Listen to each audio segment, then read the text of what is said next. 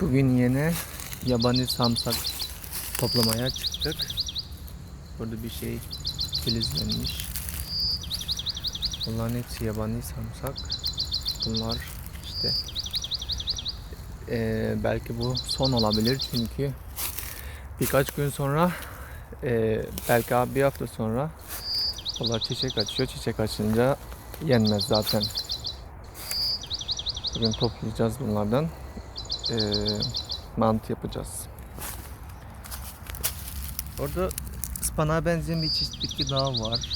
Ama bilmiyorum ne olduğunu.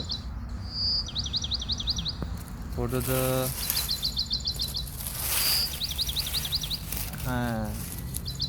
ağaç. Ne ağacı bilmiyorum. Ama çok güzel izlenmiş. Çok var burada. Gördüğünüz gibi bunların hepsi işte yabani samsak. Ormanda bayağı bir dolu, yani sadece buralarda değil. O gördüğünüz yeşilliklerin hepsi yabani sarımsakmış. Gerçekten çok var burada. Kokusu da çok güzel. Ta oralara kadar var.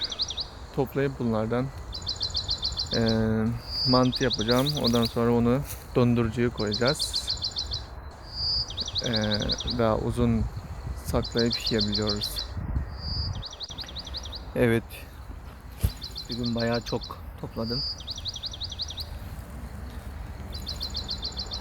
Orası her yer yabani sarımsakla örtülmüş sanki.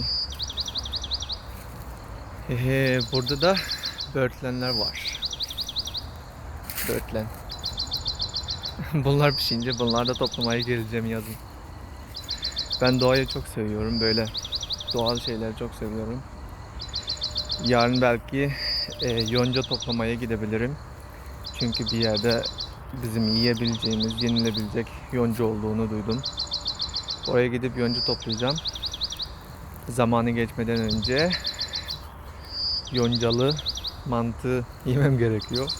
Çünkü bu sene kaçırırsam eğer seneye kadar yiyemiyorum. Bunlar böğürtlen.